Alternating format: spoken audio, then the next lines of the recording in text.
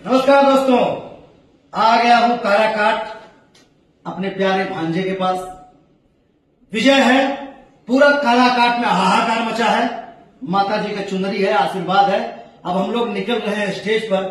पूरा काराकाट की जनता जो शोर मचाई है जिताने के लिए, पूरे भारत में तहलका मचा हुआ है। मैं आजाद भाई और मेरा भगीना, और मैं अपने सारे आवाम से कहना चाहूंगा कि आप लोग जात धर्म से उठ के आप लोग काराकाट के विकास के लिए और इसके सुनहरे अवसर के लिए और लोगों के मुस्तकबिल के लिए बस एक और एक हमारे पवन भाई को विजयी बनाइए।